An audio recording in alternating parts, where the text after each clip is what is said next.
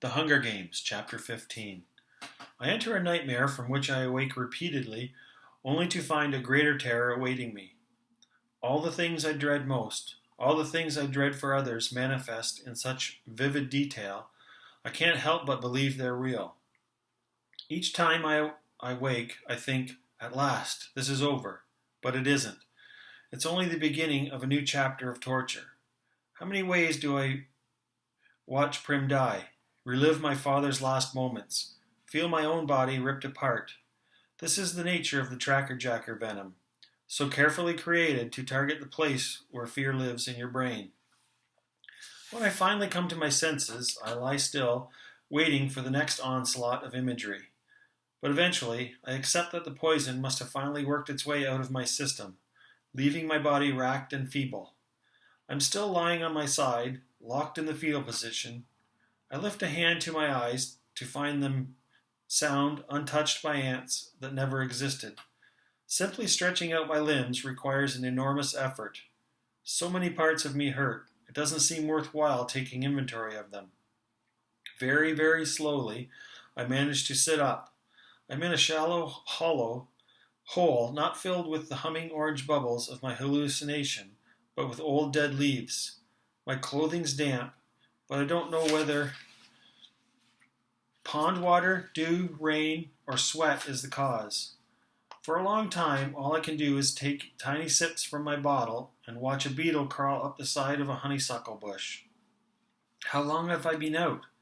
It was morning when I lost reason. Now it's afternoon. But the stiffness in my joints suggests more than a day has passed, even two possibly. If so, I'll have no way of knowing which tributes survived that tracker-jacker attack.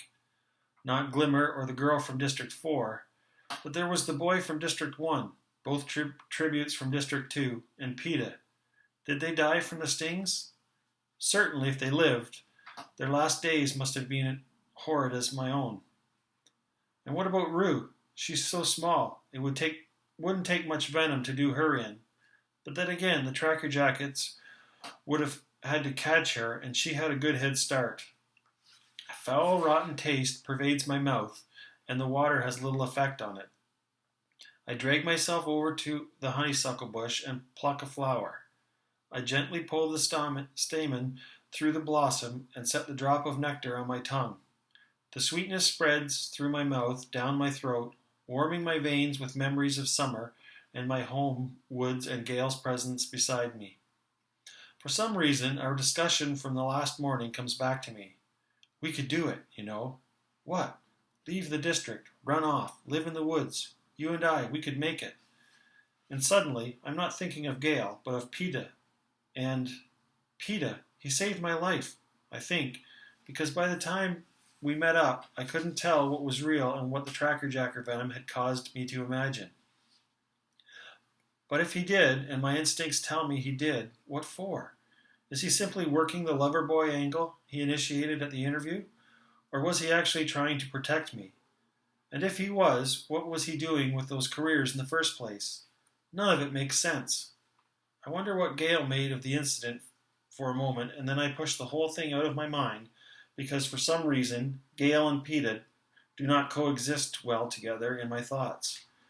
So I focus on the one really good thing that's happened since I landed in the arena. I have a bow and arrows, a full dozen arrows, if you count the one I retrieved in the tree. They bear no trace of the noxious green slime that came from Glimmer's body, which leads me to believe that might not have been wholly real, but they have a fair amount of dry blood on them. I can clean them later, but I do not take a minute to shoot a few into a nearby tree. They are more like the weapons in the training center than my ones at home, but who cares? That I can work with. The weapons give me an entirely new perspective on the games. I know I have enough opponents left to face, but I am no longer merely prey that runs and hides or takes desperate measures. If Cato broke through the trees right now, I wouldn't flee, I'd shoot. I find I'm actually anticipating the moment with pleasure. But first, I have to get some strength back in my body. I'm very dehydrated again, and my water supply is dangerously low. A little padding I was able to put on by gorging myself during prep time in the capital is gone, plus several more pounds as well. My hip bones and ribs are more prominent than I remember them being since those awful months after my father's death. And then there are my wounds to contend with. Burns, cuts, and bruises from smashing into the trees, the 3 trackerjacker stings, which are sore and swollen as ever.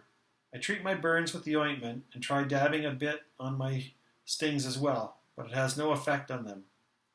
My mother knew a treatment for them, some type of leaf that could draw out the poison, but she seldom had cause to use it, and I don't even remember its name, let alone its appearance. Water first, I think. You can hunt along the way. It's easy to see the direction I came from by the path of destruction my crazed body made through the foliage. So I walk off in the other direction, hoping my enemies still lie locked in the surreal world of trackerjacker venom. I can't move too quickly. My joints reject any abrupt motions, but I establish the slow hunter's tread I use when tracking game. Within a few minutes, I spot a rabbit and make my first kill with the bow and arrow. It's not my usual clean shot through the eye, but I'll take it.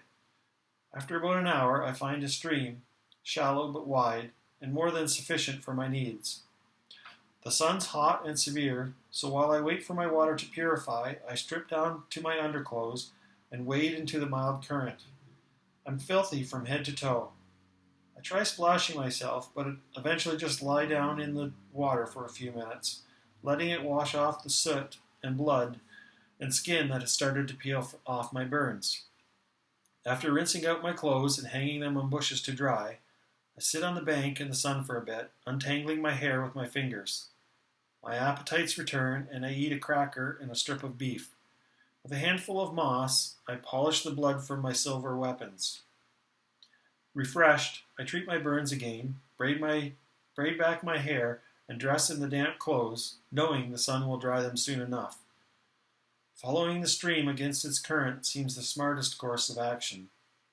I'm traveling uphill now, which I prefer, with a source of fresh water not only for myself, but possible game. I easily take out a strange bird that must be some form of wild turkey. Anyway, it looks plenty edible to me. By late afternoon, I decide to build a small fire to cook the meat, betting the dust will help conceal the smoke, and I can quench the fire by nightfall. I clean the game, taking extra care with the bird, but there's nothing alarming about it. Once the feathers are plucked, it's no bigger than a chicken, but it's plump and firm. I've just placed the first lot over the coals when I hear a twig snap. In one motion, I turn to the sound, bringing the bow and arrow to my shoulder. There's no one there. No one I can see anyway. Then I spot the tip of a child's boot, just peeking out from behind the trunk of a tree. My shoulders relax and I grin. She can move through the woods like a shadow. You have to give her that. How else could she have followed me? The words came out of my mouth before I can stop them. You know, they're not the only ones who can form an alliance, I say. For a moment, no response. Then one of Rue's eyes edge around the trunk. You want me for an ally? Why not? You saved me with those trackerjackers. You're smart enough to still be alive, and I can't seem to shake you anyway, I say. She blinks at me, trying to decide. You hungry? I can see her swallow hard, her eyes flicker to the meat. Come on then. I've had 2 kills today. Rue tentatively steps out into the open. I can fix your stings. Can you? I ask. How? She digs in the pack she carries and pulls out a handful of leaves. I'm almost certain they're the ones my mother uses. Where'd you find those? Just around. We all carry them when we work in the orchards. They left a lot of nests there, says Rue. There are a lot here, too. That's right, you're District 11. Agriculture, I say. Orchards, huh? That must be how you can fly around the trees like you've got wings. Rue smiles. I've landed on one of the few things that she'll admit pride in. Well, come on then, fix me up. I plunk down by the fire and roll up my pant leg to reveal the sting on my knee. To my surprise, Rue places a handful of leaves into her mouth and begins to chew them. My mother would use other methods, but it's not like we have a lot of options. After a minute or so, Rue presses the gloppy green wad of chewed leaves and spit on my knee. Oh, the sound comes out of my mouth before I can stop it. It's as if the leaves are actually leaching the pain right out of the sting. Rue gives a giggle. Lucky you had the sense to pull the stingers out, or you'd be a lot worse. Do my neck, do my cheek, I almost beg. Rue stuffs another handful of leaves in her mouth, and soon I'm laughing because the relief is so sweet. I notice a long burn on Rue's forearm. I've got something for that. I set aside my weapons and anoint her arm with the burn medicine. You have good sponsors, she says longingly. Have you gotten anything yet? I ask. She shakes her head. You will, though, watch. The closer we get to the end, the more people will realize how clever you are. I turn the meat over. You weren't joking about wanting me for an ally, she asks. No, I meant it, I say. I can almost hear Hamish groaning as I team up with this wispy child. But I want her, because she's a survivor and I trust her, and why not admit it? She reminds me of Prim. Okay, she says, and holds out her hand. We shake. It's a deal. Of course, this kind of deal can only be temporary, but neither of us mentions that. Rue contributes a big handful of some sort of starchy root to the meal. Roasted over the fire, they have the sharp, sweet taste of parsnip. She recognizes the bird, too. Some wild thing they call a gosling in her district. She says sometimes a flock will wander into the orchard, and they get a decent lunch that day. For a while, all conversation stops as we fill our stomachs.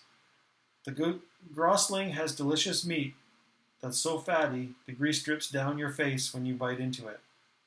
Oh, says Rue with a sigh, I've never had a whole leg to myself before. I'll bet she hasn't. I'll bet meat hardly ever comes to her way. Take the other, I say. Really? She asks. Take whatever you want. Now that I've got a bow and arrows, I can get more. Plus I've got snares. I can show you how to set them. I say. Rue still looks uncertainly at the leg. Oh, take it, I say, putting the drumstick in her hands. It will only keep a few days anyway, and we've got the whole bird plus the rabbit. Once she's got a hold of it, her appetite wins out, and she takes a huge mouthful.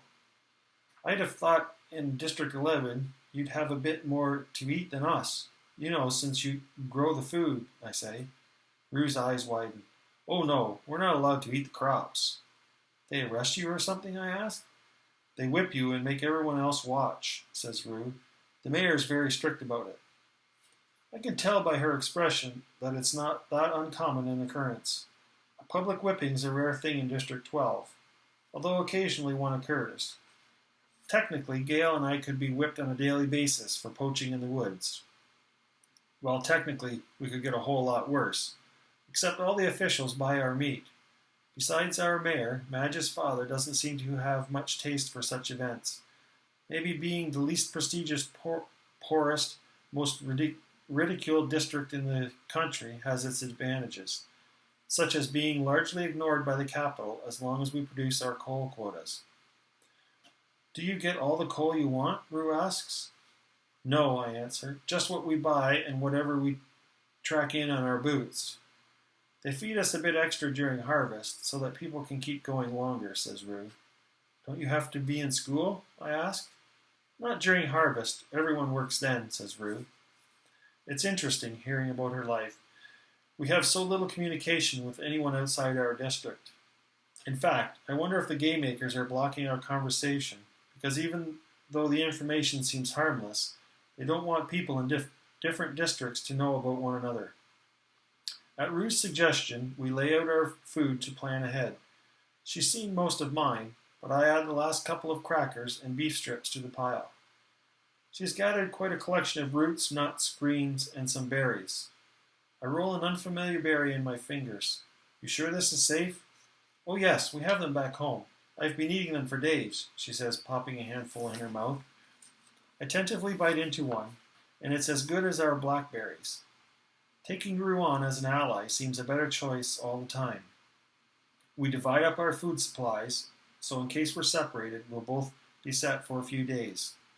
Apart from the food, Rue has a small water skin, a homemade slingshot, and an extra pair of socks.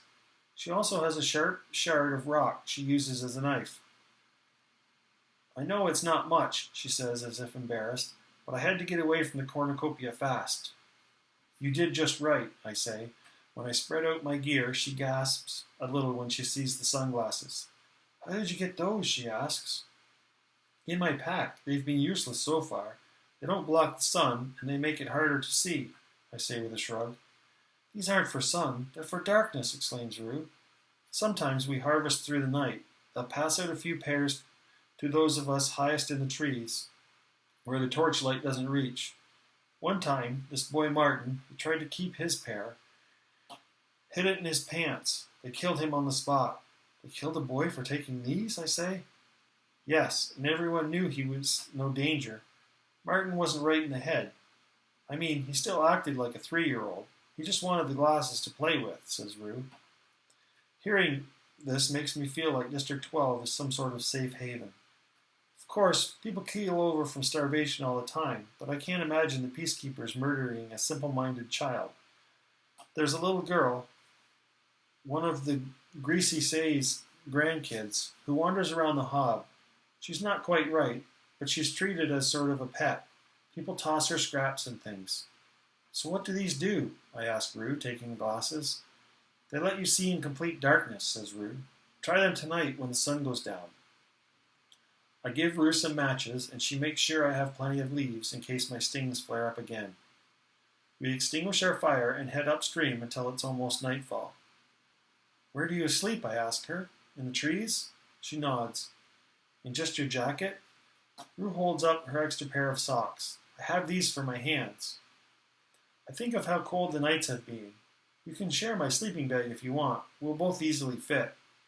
Her face lights up. I can tell this is more than she dared hope for. We pick a fork high in a tree and settle in for the night, just as the anthem begins to play. There are no deaths today. Rue, I only woke up today. How many nights did I miss? The anthem should block out our words, but still I whisper. I even take the precaution of covering my lips with my hand. I don't want the audience to know what I'm planning to tell her about PETA. Taking a cue from me, she does the same. 2, she says. The girls from Districts 1 and 4 are dead. There's 10 of us left. Something strange happened. At least I think it did. It might have been the tracker jacker venom making me imagine things, I say. You know the boy from my district, PETA? I think he saved my life. But he was with the careers. He's not with them now, she says. I've spied on their base camp by the lake. They made it back before they collapsed from the stingers. But he's not there. Maybe he did save you and had to run. I don't answer. If in fact PETA did save me, I'm in his debt again, and this can't be paid back. If he did, it was all probably just part of his act. You know, to make people think he's in love with me. Oh, says Rue thoughtfully. I didn't think that was an act. Of course it is, I say. He worked it out with our mentor. The anthem ends and the sky goes dark. Let's try out these glasses. I pull out the glasses and slip them on. Rue wasn't kidding. I could see everything from the leaves on the trees to a skunk strolling through the bushes a good 50 feet away. I could kill it from here if I had a mind to. I could kill anyone. I wonder who else got a pair of these, I say. The careers have 2 pairs, but they've got everything down by the lake, says Rue, and they're so strong. We're strong too, I say, just in a different way. You are. You can shoot, she says. What can I do? You can feed yourself. Can they? I ask. They don't need to. They have all those supplies, says Rue. Say they didn't. Say the supplies were gone. How long would they last? I say. I mean, it's the Hunger Games, right? But Katniss, they're not hungry, says Rue. No, they're not. That's the problem, I agree. And for the first time, I have a plan that isn't motivated by the need for flight and evasion, an offensive plan. I think we're going to have to fix that, Rue. End of chapter 15.